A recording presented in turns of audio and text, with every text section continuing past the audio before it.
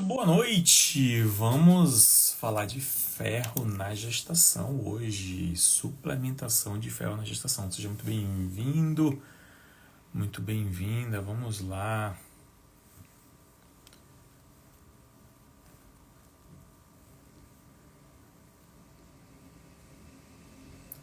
Vamos entrando. Como estão? Tudo certo? Tudo bem? Qual a expectativa de vocês em relação à live de hoje? Nossa live semanal Gravidez 360. Boa noite, boa noite. A Ana, Valporto. Vocês são de onde? Vamos trazendo aqui. Qual a expectativa de vocês? De onde que vocês estão falando? E se quiser já compartilhar como é que está essa questão do ferro aí na gravidez, podem falando também. Maravilha? Olha, de São Luís.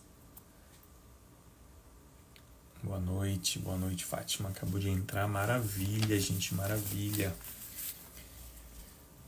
E o ferro? Quem? Ó, Guarapari, Espírito Santo.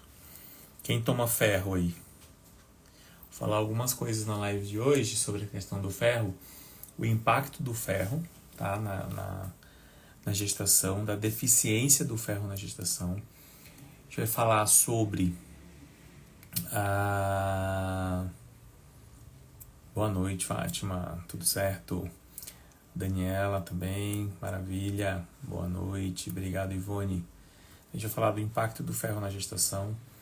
A gente vai falar do como que a gente pode fazer, né, essa suplementação do ferro na gravidez, tanto por via oral quanto por via venosa, e que situações que a gente vai fazer por via venosa. Eu vou falar sobre essa questão que meio que virou uma moda de se fazer ferro venoso para todo mundo de qualquer jeito, e a gente tem que ter um cuidado em relação a isso.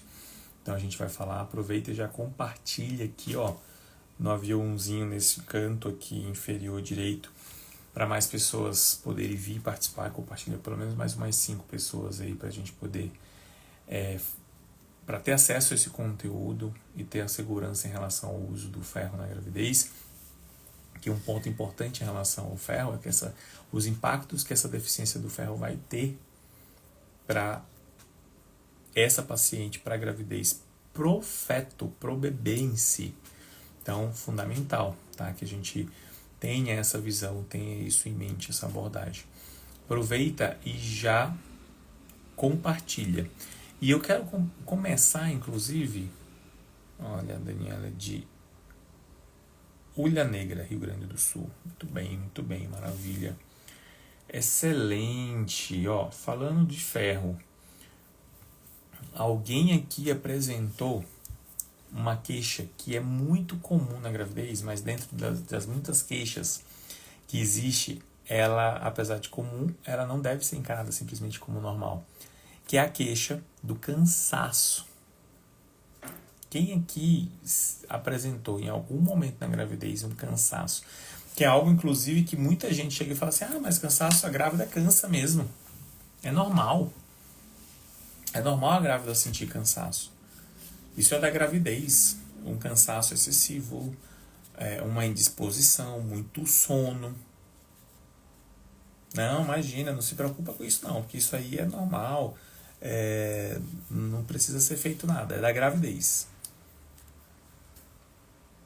Ninguém nunca ouviu falar ou alguém já viu alguma grávida. Você teve essa queixa, apresentou isso na gravidez, está apresentando, ou então conhece alguém? Não é possível. Não é possível que justamente aqui não vai ter ninguém. Se eu já tive gestante grávida que teve esses sintomas, que na verdade uma boa parte apresenta, viu? E aí uma das causas que a gente vai ter que avaliar e investigar é a deficiência de ferro. Então presta bem atenção aqui. Quando a gestante ela está com essa queixa de indisposição, de cansaço, de fraqueza, literalmente uma indisposição, ela não consegue às vezes ter a coragem de levantar da cama durante o dia, ali no seu dia.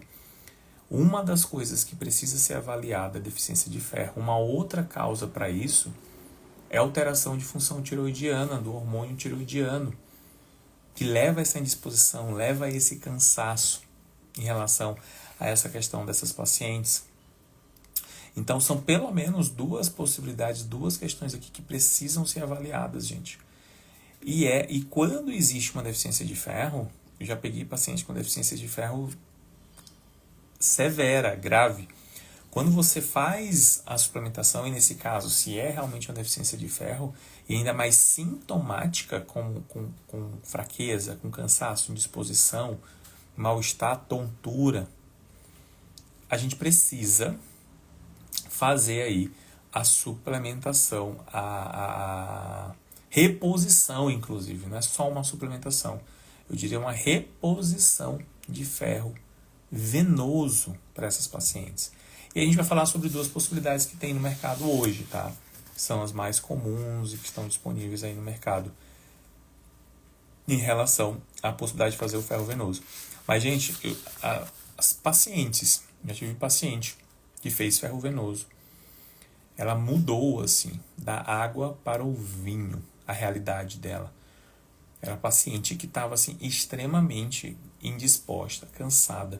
Já ali no final da gravidez, terceiro trimestre, uma paciente que teve algumas questões, essa que estou falando especificamente, ela teve algumas questões pessoais que ela acabou fazendo um acompanhamento meio que regular ao longo do pré-natal. Com isso, a gente chegou no final da gravidez ali já com 33, 34 semanas, ela apresentando essa queixa muito característica. Quando a gente foi ver, ela tinha já uma deficiência de ferro bem aguda, bem realmente acentuada.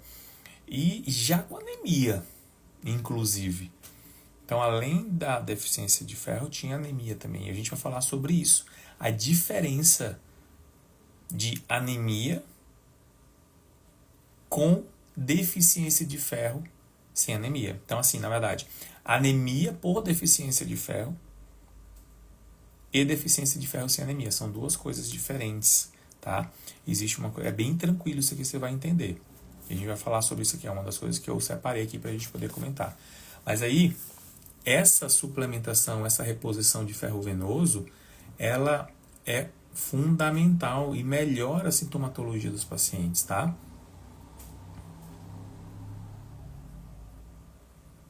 Ó, a Fernanda colocando aqui, perguntando sobre a associação da deficiência de ferro na gestação com maior propensão para desenvolvimento de depressão pós-parto. Fernanda, pergunta interessante. Eu confesso para ti que eu nunca cheguei a ler algo específico de deficiência de ferro quanto a depressão pós-parto, tá? Eu vou, inclusive, colocar aqui para pesquisar, para buscar o que eu já vi bastante sobre a questão de depressão pós-parto, foi mais complexo B, vitamina D, o ferro em si, não diretamente em estudos, mas faz sentido. Inclusive, na verdade, o que acontece, gente? A gente pode pensar, o que eu posso colocar aqui, na verdade? Não que essa paciente, por deficiência de ferro, vai desenvolver realmente um quadro de depressão.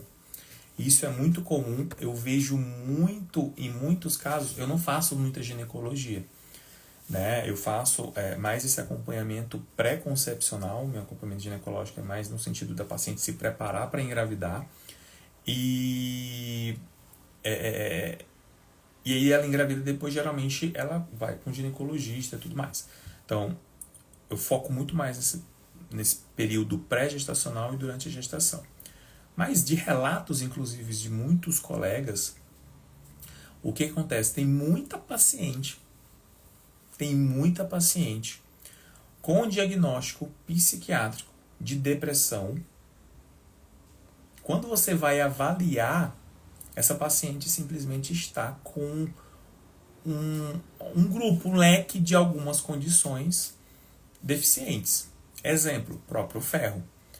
Então, mas porque essa deficiência de ferro vai levar a uma sintomatologia de indisposição, de cansaço, de falta de vontade de fazer as coisas, e que muitas vezes é interpretado porque é um caminho mais fácil, como uma depressão, e aí essa paciente ela vai ser tratada como uma depressão, por conta dessa indisposição, por conta dessa sintomatologia que a paciente apresenta. B12 é muito comum também, deficiência levar a essa sintomatologia. Eu não cheguei a ver algo específico para depressão pós-parto, o quadro mesmo assim mais psiquiátrico, mas assim, a sintomatologia ela vai ser uma sintomatologia nessa linha. E isso pode ser interpretado, pode ser entendido ali pela equipe que está assistindo, a falta, né, essa questão da paciente estar com essa indisposição e tudo mais, com depressão pós-parto, né? É uma possibilidade. Eu nunca vi algo direto correlacionando, viu, Fê? De verdade. Vou dar uma pesquisada para ver se eu encontro algo mais específico nesse sentido. Mas é muito comum, eu vejo muitos relatos nesse sentido, no sentido da deficiência pela sintomatologia, a paciente ser avaliada, ser conduzida como um quadro de depressão, um quadro psiquiátrico. E não é. No final, era só uma deficiência de ferro, a paciente precisava só fazer uma reposição de ferro ali para ela poder melhorar. E isso acontece demais, viu, gente? E eu vou comentar aqui uma coisa que vai muito ali, na verdade, de encontro com a formação tradicional. Porque quando eu paro e penso e entendo que a formação tradicional, a formação convencional ali, acadêmica, clássica, dentro de uma faculdade de medicina, dentro de uma residência médica, por exemplo. A minha formação foi assim, tá, gente?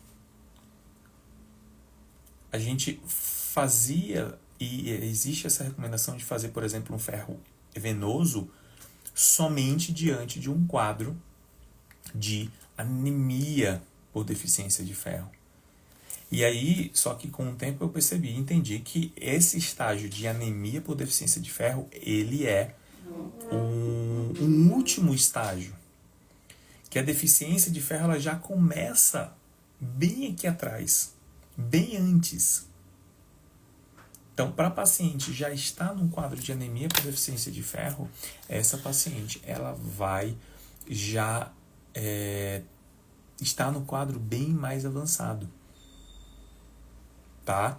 Então, quando a gente, no tradicional, no clássico, a gente vai ter essa referência para poder fazer uma reposição venosa.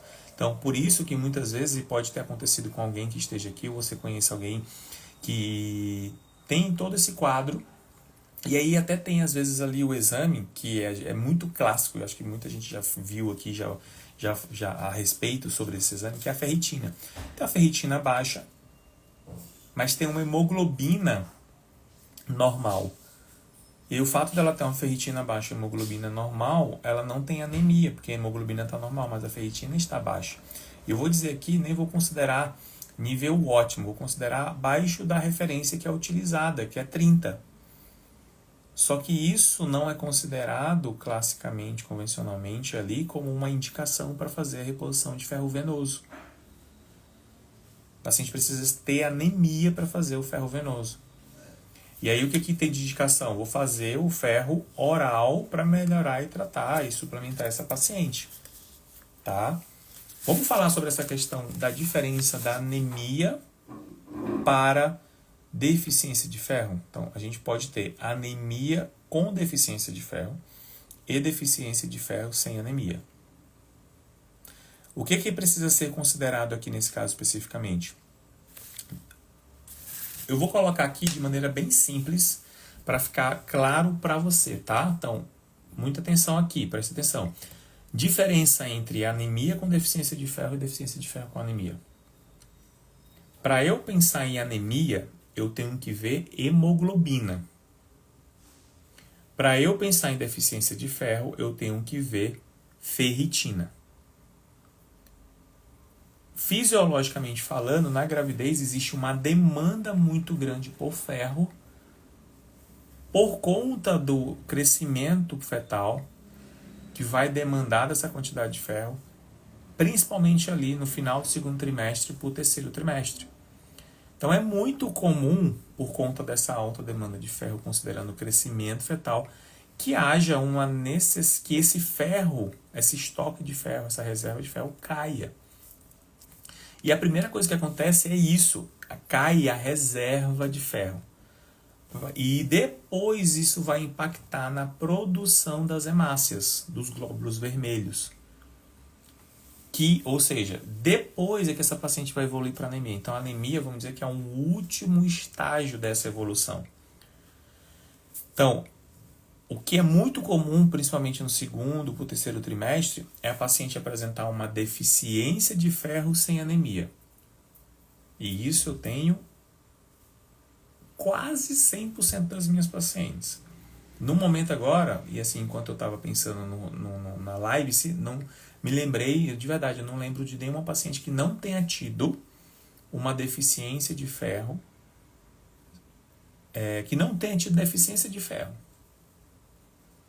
Agora, quando evolui para anemia, a hemoglobina cai. A hemoglobina é vista no hematócrito. Tá? A ferritina reserva é um exame específico de sangue, que já é ferritina. Hemograma, aliás, desculpa. A hemoglobina é vista no hemograma. Tem lá a hemoglobina. Ferritina é um exame específico, você pede e vem. Tá? Vamos evoluir um pouquinho nisso? Pensando na deficiência de ferro? Classicamente, as principais instituições nacionais e internacionais, tanto aqui no Brasil quanto fora, eles vão utilizar como referência para caracterizar como deficiência de ferro uma ferritina menor do que 30. Isso é clássico, isso é reconhecido formalmente, ninguém discute. É isso. Ferritina menor do que 30. Gente, ferritina menor que 30, ninguém pode questionar que existe deficiência de ferro aqui. Isso é reconhecido. É um critério padrão. Tá? Ninguém pode questionar. Se você tem ferritina menor que 30, ou conhece alguém que tem ferritina menor que 30, levou no profissional, falou que não tem deficiência de ferro, tá errado. Indo um passinho a mais, porque quem já me acompanha aqui há algum tempo, não sei há quanto tempo você me acompanha, coloca aqui, me deixa eu saber quanto tempo você me acompanha, há menos de 6 meses ou mais de 6 meses, só para ter uma ideia, coloca aqui nos comentários, menos de 6 meses, mais de 6 meses. Quem já me acompanha há mais de 6 meses, vai saber que a gente busca, eu pelo menos com a assistência com as minhas pacientes, a gente busca níveis ótimos. A gente busca níveis ótimos de micronutrientes. Vou já falar sobre a saturação de transferrina. Calma aí, né? Vamos por etapas. A gente busca níveis ótimos, tá? Quando a gente fala de micronutrientes, eu vou pensar em níveis ótimos. Eu vou trazer aqui para vocês em relação ao ferro o que a gente tem de mínimo basal, o que é considerado formal, uma recomendação formal, uma recomendação que está ali no guideline que ninguém pode discutir. Isso ninguém pode discutir. 30. Se a pessoa chegar e falar que não está errado. Simples assim. Agora, quando a gente pensa em níveis ótimos, é igual a vitamina D. A deficiência, a referência lá é menor que 20. Mas para gravidez, qual a referência ótima? Qual o nível, intervalo de normalidade ali que eu vou considerar como um nível ótimo para ter melhor desfecho obstétrico gestacional entre 40 e 60? B12, mais próxima do tercio superior de normalidade, geralmente ali por volta de 600. Ácido fólico, de ideal, ácido fólico eritrocitário nas hemácias, entre 400 e 600. E assim vai. Soltei aqui para vocês. Ó, Lisângela, menos 6 meses, menos 6 meses. Ó, muita gente recente, Donizete. Há 3 anos o Ed, menos 6 meses. Então, pensando em nível ótimo, eu vou trazer aqui 2 referências em termos de nível de ferritina. Tem um trabalho da Sociedade Europeia de Hematologia que eles trazem uma recomendação utilizando 50 de ferritina. E um ponto que eles trazem, uma justificativa que eles utilizam ali para esse ponto de corte de ferritina ao longo da gravidez acima de 50 é principalmente em relação à sintomatologia das pacientes. As pacientes, quando começam a apresentar uma ferritina abaixo de 50, elas começam a ter mais sintomas, como eu falei para vocês aqui. Cansaço, indisposição, mal-estar, fraqueza, tontura, tudo isso por conta da deficiência de ferro. E aí, eles trazem essa recomendação de considerar o ponto de corte 50 para evitar que as pacientes tenham essa sintomatologia. Certo? Entendido aqui? Tem um outro estudo, não lembro agora o ano, esse da Sociedade de Hematologia, se não me engano é 2023, o outro não me lembro. É um estudo que é um consenso de especialistas publicado no Jornal Americano de Ginecologia e Obstetrícia. Não lembro se é 2020 ou 2021. Nesse estudo, eles trazem, veja bem, uma possibilidade ali de uma correlação da ferritina materna com a ferritina no cordão do sangue umbilical.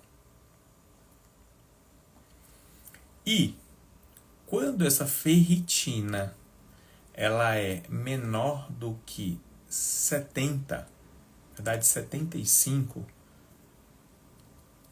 as crianças elas tiveram uma maior alteração do nível de neurodesenvolvimento. Então, eles trazem, pensando no neurodesenvolvimento dessas crianças, como um ponto de corte ali, acima de 70, 75. E aí, eu quero falar para vocês aqui quais são os impactos do ferro na gravidez, tanto para a mãe quanto para o feto. A gente falou muito de sintomatologia.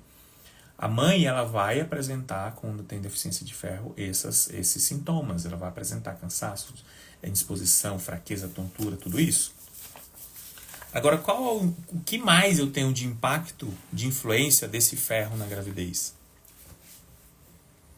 Eu já falei uma coisa aqui, neurodesenvolvimento fetal. A deficiência de ferro na gravidez vai impactar no neurodesenvolvimento fetal, vai influenciar. A deficiência de ferro na gravidez vai aumentar o risco de baixo peso ao nascer. Ou seja, um risco para uma restrição de crescimento intraútero. Aumenta o risco de trabalho de parto prematuro.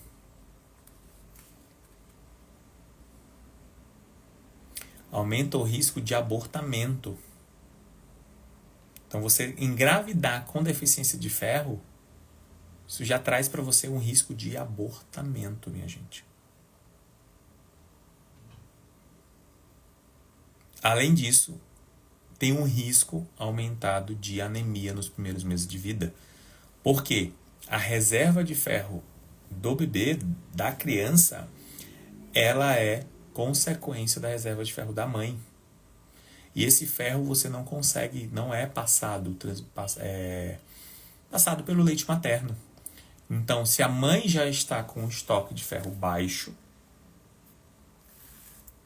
ela vai fazer com que essa criança também tenha um estoque de ferro baixo. E essa criança vai ter maior risco de anemia nos primeiros meses de vida, por deficiência de ferro. Então, eu trouxe aqui para vocês 5 impactos da deficiência de ferro na gravidez. E desde o primeiro trimestre até pós-parto na saúde dessa criança. E um dos pontos fundamentais de você suplementar adequadamente esse ferro é justamente, inclusive, esse impacto pós-nascimento.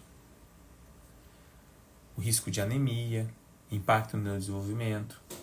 Depois você tem que ficar o quê? Fazendo suplementação em fórmulas.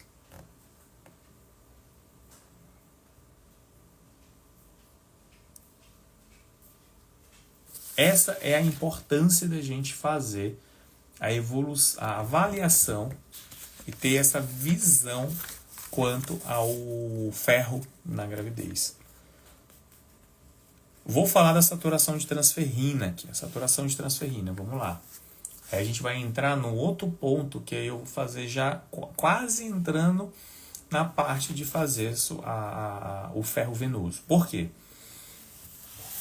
2 principais exames já falei para vocês, hemoglobina e a ferritina. Só que a ferritina ela não sinaliza para a gente única e exclusivamente reserva de ferro. A ferritina ela é uma espécie de marcador inflamatório. Ela aumenta diante de um quadro inflamatório. E aí, o fato de eu ter uma ferritina normal ou até mesmo alta não necessariamente significa que eu tenho como paciente ou a minha paciente vai ter uma boa reserva de ferro. Nesses casos especificamente, principalmente é que a gente precisa avaliar em combinação com a saturação de transferrina. Sempre que eu tenho uma ferritina normal ou aumentada, eu preciso ver saturação de transferrina. Se a ferritina já está baixa, principalmente. A ferritina, se ela não estiver baixa, ela vai estar ali no limite inferior de normalidade. Que é o intervalo da saturação de transferrina é entre 20% e 50%. Então, menor que 20% já é deficiência. Eu tive faz umas 2 semanas, se não me engano, uma paciente e praticamente todo mês eu tenho um paciente grávida ou se preparando para engravidar com esse perfil. Eu vejo ali a ferritina e muitas das vezes eu até me surpreendo, viu, gente? Porque a grande maioria, 2/3 das pacientes que eu atendo, que eu acompanho, elas chegam para mim com um grau nem que seja leve de deficiência de ferro. Uma ferritina ali abaixo de 50. Eu vou colocar leve nesse sentido, tá? Não estou considerando 30 não. Mas uma ferritina ali na casa dos 50 ou abaixo de 50. Muito comum.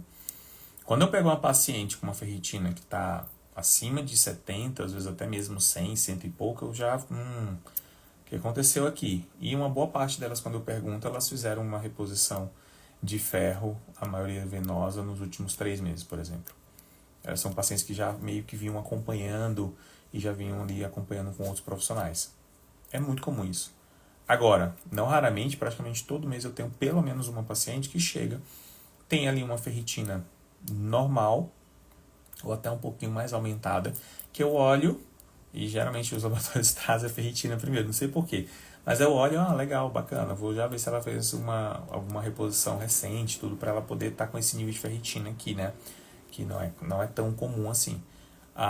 Só que aí eu sigo olhando os exames, eu chego na saturação de transferrina, tinha uma que estava com a saturação, ela tinha uma ferritina de 80, 90, e aí quando eu fui ver a saturação de transferrina, estava de 13%. Conseguiu entender? Conseguiu pegar?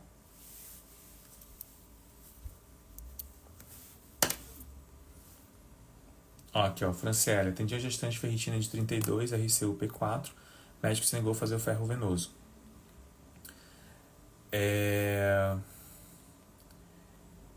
Gente, não tem outra coisa a se falar aqui, Franciele, do que recomendar e pedir que ela busque por uma segunda opinião.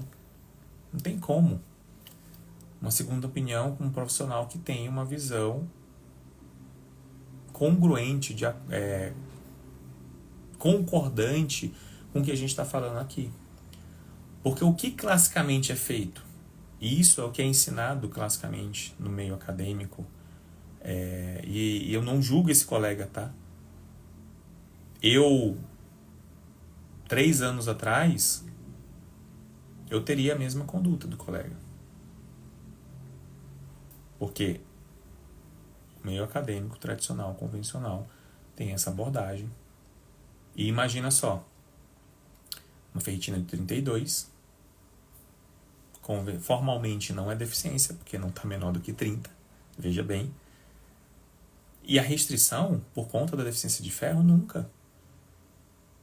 A gente estuda formalmente, e eu vou dizer isso inclusive na minha formação tradicional, passando inclusive pela própria Phytomedicine Foundation, a gente tinha 4 causas possíveis de restrição de crescimento em mim, que precisaria ser avaliado. É causa genética, causa constitucional, insuficiência placentária e infecção. Olha para essas 4. Ninguém fala de causa nutricional, de deficiência nutricional. E aí você está com um feto restrito, que pode ser por deficiência nutricional, e a única coisa que é feita e é orientada e recomendada do ponto de vista convencional e tradicional é acompanhar com ultrassonografia. A cada 15 dias, semanal, 2, 3 vezes por semana ou diariamente, de acordo com a gravidade e o nível de comprometimento de vitalidade fetal. E é isso.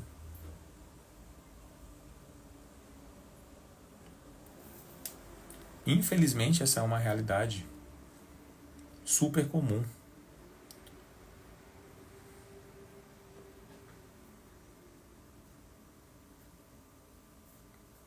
Um dos pontos importantes é avaliar a questão da deficiência nutricional para os quadros de abortamento, viu?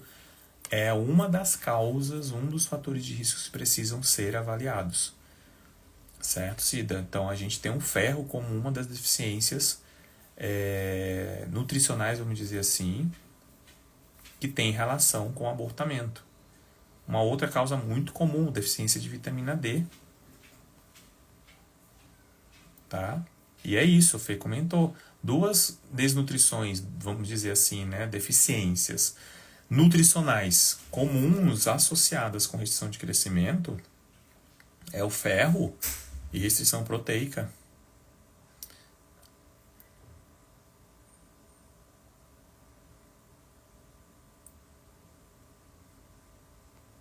Então a gente precisa olhar bem isso. Eu estava falando da saturação de transferrina. Quando eu tenho essa ferritina mais elevada, normal ou um pouquinho mais elevada, com a saturação de transferrina baixa, eu já penso que essa paciente está com um quadro de inflamação subclínica crônica. O que eu posso fazer aqui? Eu tenho muito cuidado com essas pacientes, principalmente de já fazer de cara um ferro venoso para elas. Porque esse ferro venoso, ele tem um efeito oxidativo no organismo dessa paciente. E ele pode ser um fator que vai piorar essa inflamação subclínica, ou até mesmo uma inflamação mais aguda.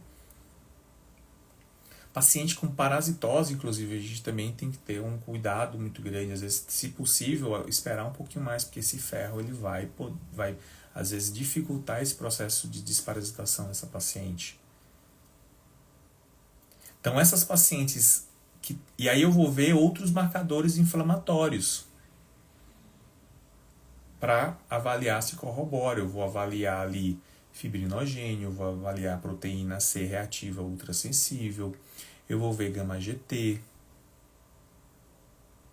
eu vou ver se essa paciente apresenta outros marcadores inflamatórios para eu corroborar essa minha visão, mas até se prova o contrário é isso. E buscar melhorar, reduzir essa inflamação. Se eu tenho tempo para trabalhar essa paciente, esse é o melhor caminho. Então é melhor esperar um pouco mais, fazer alguma estratégia, melhorar essa inflamação e depois entrar com ferro venoso. E esse é um quadro que eu trago como um alerta realmente aqui para todos vocês, para essa moda de se fazer ferro venoso para todo mundo. Porque meio que antes você não pode, ferro venoso é só na situação extrema, é na paciente com anemia, com deficiência de ferro e pronto. Agora de repente está todo mundo prescrevendo ferro endovenoso de qualquer jeito, só porque tem que prescrever ferro endovenoso. E eu já vi umas prescrições nada a ver, gente. Já vi prescrição de medicação que a dose é uma vez para paciente fazer duas vezes por semana, 5 doses. É prescrevendo uma medicação conforme é prescrito outra. Então tem muita coisa também, é o outro extremo aqui que eu estou falando. Quanto por um período se viveu essa questão de tem que se conscientizar da importância do ferro venoso e tal. Hoje a gente está vivendo um outro extremo de que, peraí, também não é assim para se fazer de forma indiscriminada. Tem que se ter critério. E aí você pode fazer oral, e aí a Fernanda está até colocando, tem algumas opções com boa biodisponibilidade, com boa absorção. E além disso, uma forma de ser feita para melhorar essa absorção do ferro é em dias alternados. Tem estudos que têm demonstrado isso. Ao invés de você fazer a suplementação por via oral do ferro, você fazer esse ferro em dias alternados. Uma opção que eu tenho utilizado muito na minha prática clínica, né, nesses casos de pacientes que têm uma inflamação presente, critérios para inflamação, e também já uma deficiência de ferro, eu tenho me utilizado da lactoferrina, que é uma molécula, vamos dizer assim, não sei como é que eu poderia caracterizar a lactoferrina, mas que a gente vai suplementar a lactoferrina, ela auxilia nessa reposição de ferro e ela tem um efeito também anti-inflamatório.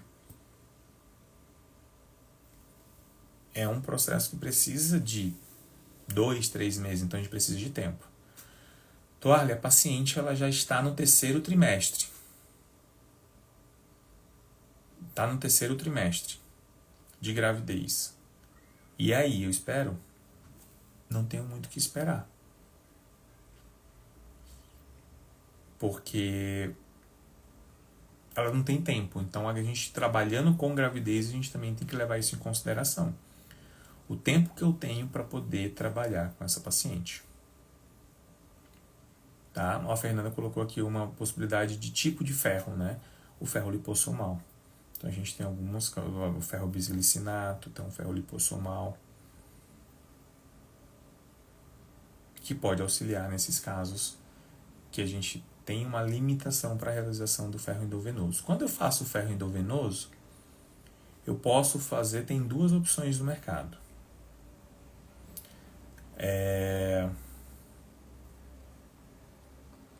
Não queria falar o nome comercial aqui, mas eu esqueci do nome da base do...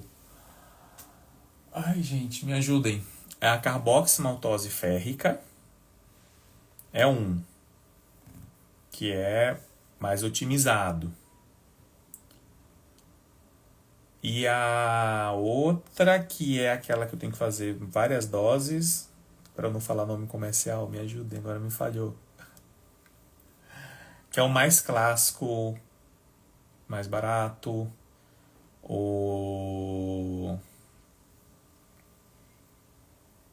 mas aí você tem que fazer mais doses. Não, procura aí pra mim, Ed, o nome, que eu não quero falar o nome comercial que vai ficar aqui registrado. Apesar de que a live não vai ficar gravada por 24 horas, eu vou deixar 24 horas, mas para não deixar também, para não... Não queria falar o nome comercial, Brasil. Não é possível, me ajudem. Não vai ter jeito, não é possível.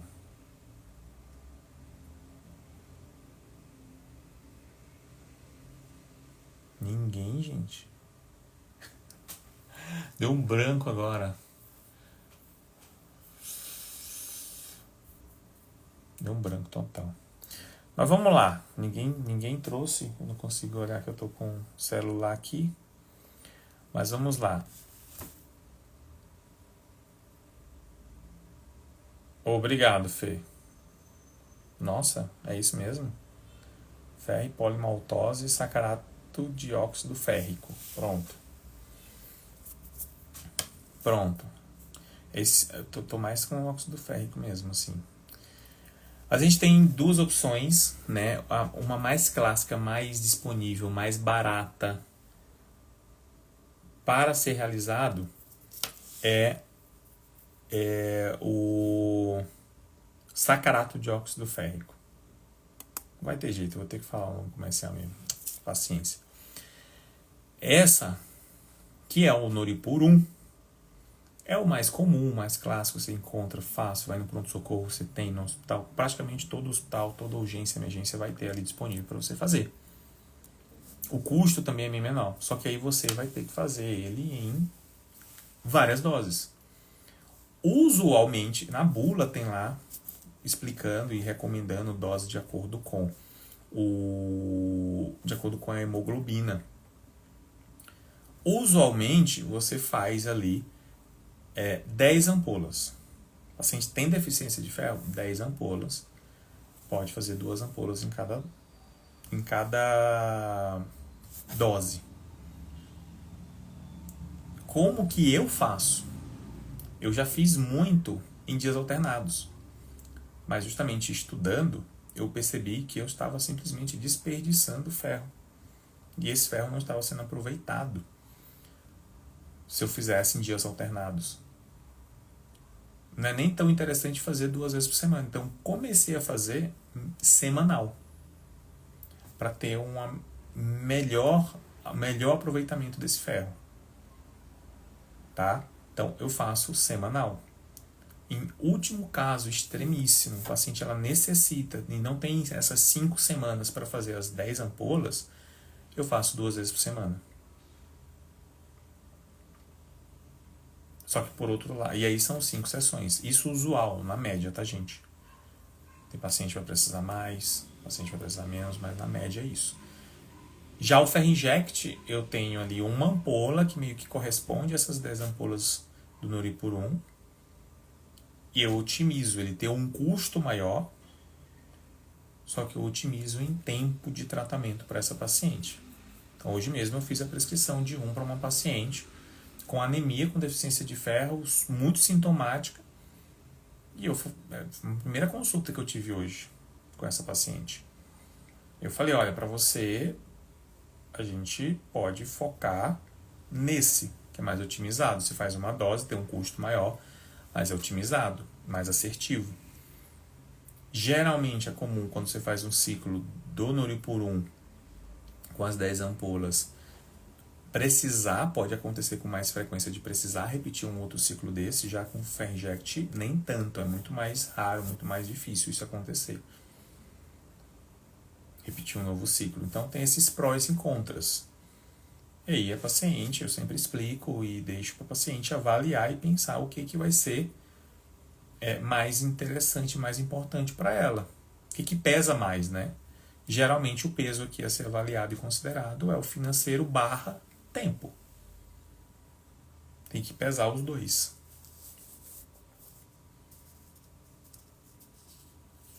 Vianney de Chaves, um comentário aqui só em relação.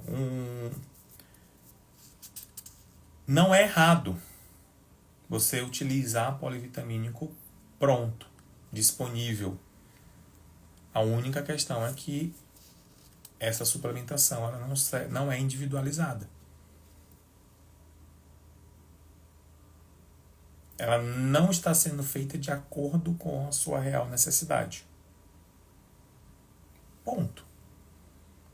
O ideal, o melhor cenário possível é que você faça uma suplementação individualizada, sendo avaliada exatamente o que você tem de deficiência e sendo suplementado especificamente de acordo com seus exames.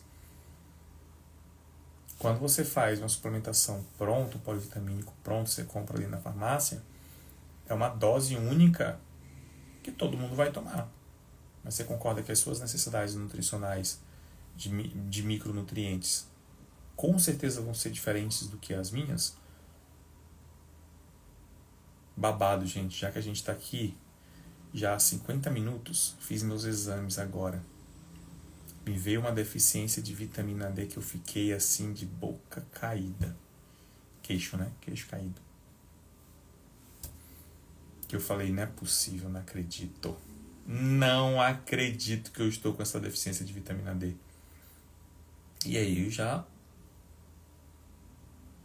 comecei com a reposição de vitamina D. Que realmente eu vinha bem irregular ali com a minha vitamina D. Mas assim, deficiência, gente, não estou entendendo. Não é nível subótimo, não. Quando eu olhei, eu falei, valeu, misericórdia. Não, ainda não, meu irmão. Ainda não. Então, assim, gente, a vitamina D, pra mim, eu tenho que ser 10 mil por dia. 10 mil unidades por dia. Um polivitamínico desse de farmácia vem 1.000, 2.000 unidades.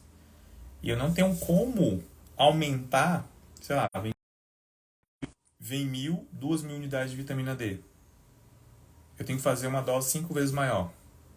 Eu não tenho como aumentar e pedir para tomar 5 doses dessa do mesmo polivitamínico, porque uma vez que eu aumento a vitamina D, eu estou aumentando todos os outros. Mas não necessariamente você precisa 5 vezes da dose dos outros que tem lá no polivitamínico.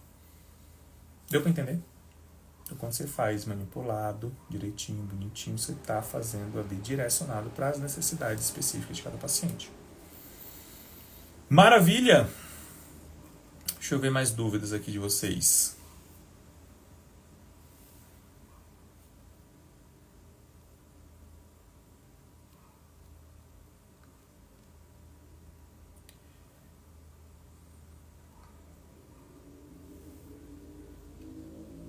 Ferritina 42, índice de saturação 37, a necessidade de fazer endovenoso. Estou me preparando para engravidar.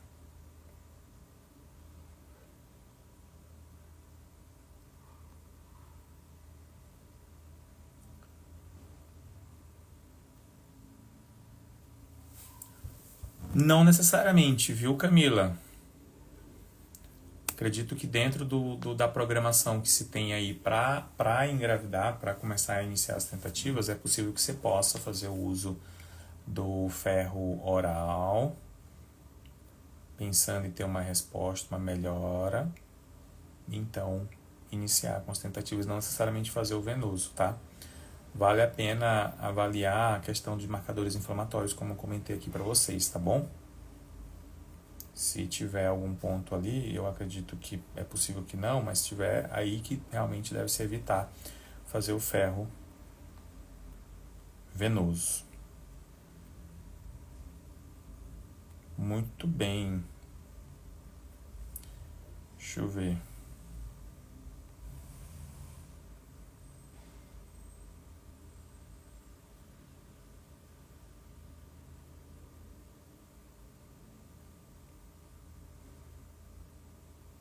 Abrindo aqui a caixinha de perguntas no balãozinho. Coloca aqui agora para abrir uma sessão de perguntas e respostas.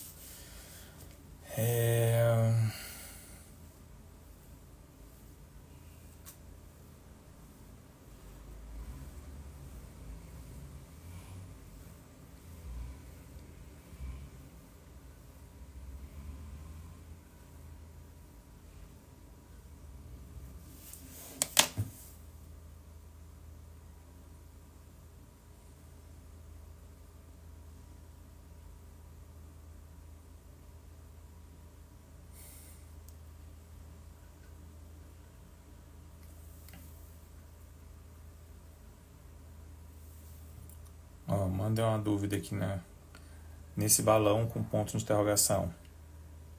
Manda sua dúvida aqui nesse balãozinho com ponto de interrogação. Estamos sem dúvidas, não é possível. Manda aqui que eu vou abrir para poder abrir um tempo aqui de 5, 10 minutos de perguntas e respostas. Aqui, ó.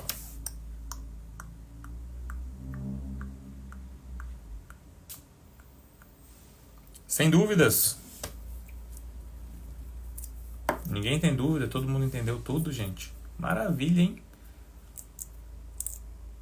Ou todo mundo entendeu nada e tá só querendo ir-se embora e acabar a live. E olha que aqui nem precisa ficar, né? Nem é obrigatório.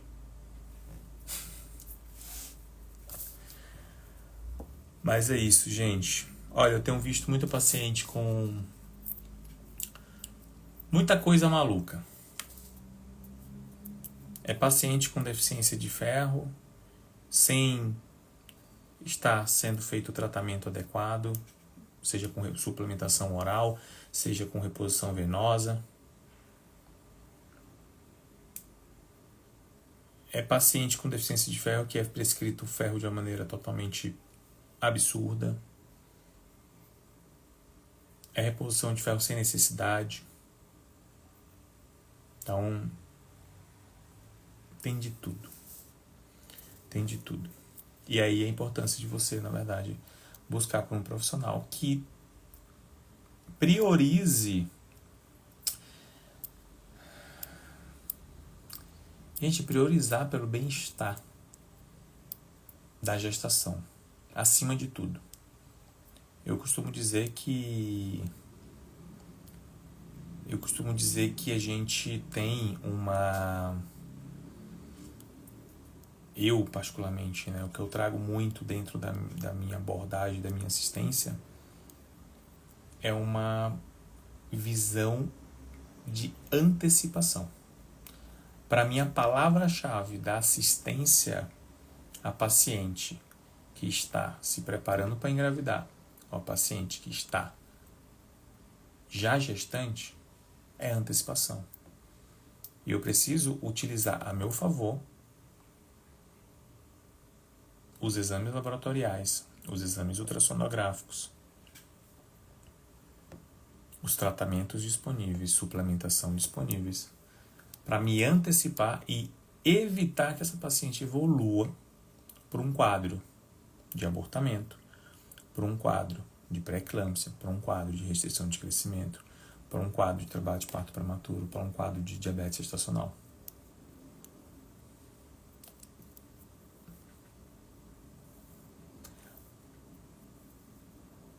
Parece complexo, mas não é. Existe um caminho para cada uma dessas condições. Eu só creio, né, e torço para que a gente tenha mais profissionais com essa mesma visão. E não simplesmente a visão de controlar a doença já diagnosticada.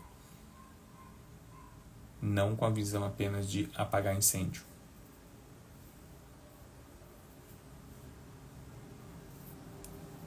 Mas de se antecipar e pensar sempre como que eu posso evitar que esse incêndio aconteça. Em alguns casos, pode não dar certo, pode não dar tempo. Pode não acontecer. Ainda assim, a paciente pode evoluir, porque a gente não tem controle de tudo, a gente não garante 100% a prevenção, a gente não zera o risco, mas a gente minimiza consideravelmente.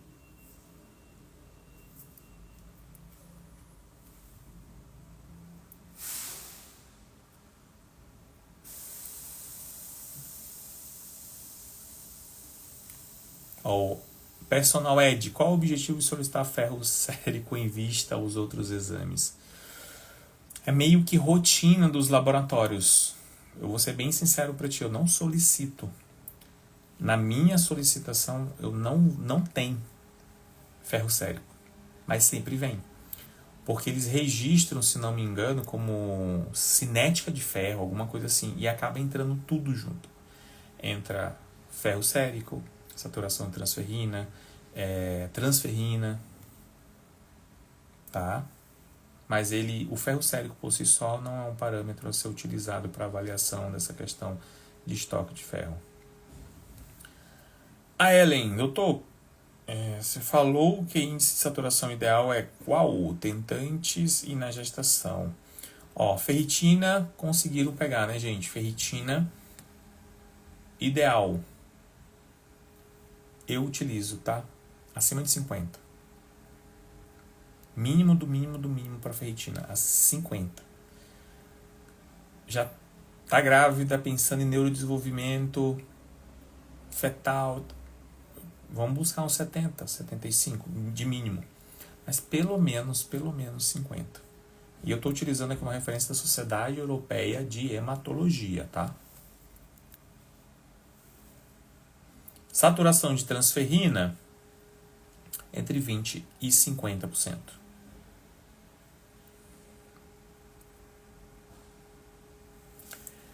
A Fernanda Fê Barbosa.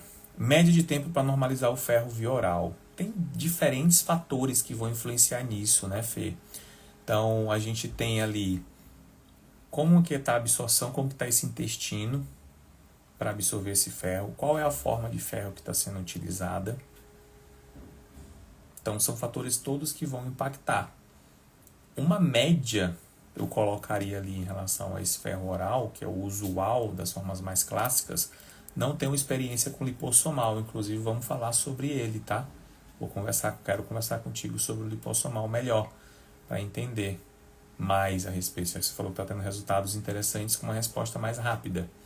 Mas o usual é ali em torno de uns 3 meses para você ter uma resposta. E aí, para paciente grávida, às vezes, não necessariamente você tem uma resposta. Você não tem esses 3 meses para trabalhar com a suplementação oral. É isso, você respondeu ali, 3 meses. É isso. É uma média. E aí vem um grande ponto chave, né, para a utilização do ferro venoso.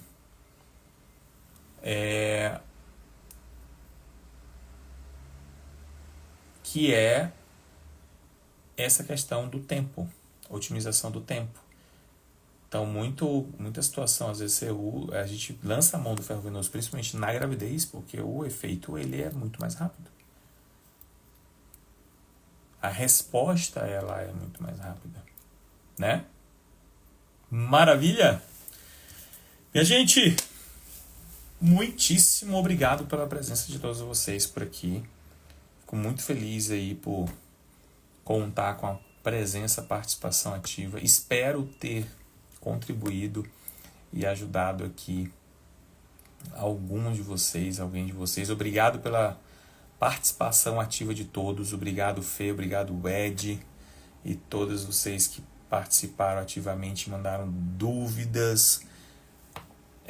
Espero que realmente tenha ajudado, que você tenha entendido, tenha clareado e que agora você possa buscar aí o melhor possível na sua assistência, na assistência da sua gestação, no que diz respeito ao ferro. Maravilha! Vou deixar a salva por 24 horas, só até amanhã. Combinado? A gente se encontra então quando? Na próxima segunda-feira, à noite. Tudo certo? Combinado? Toda segunda noite, gente, Gravidez 360. Live Gravidez 360. Traz mais umas 2, 3 pessoas, pelo menos, aí, para poder participar da nossa live e ter acesso a esse conteúdo que tem como principal objetivo promover uma gestação mais segura e, consequentemente, salvar vidas maternas e fetais, através, principalmente, da prevenção de complicações obstétricas. Combinado? A gente se encontra, então, na próxima segunda-feira à noite. Um forte abraço, uma excelente e abençoada semana. Tchau, tchau!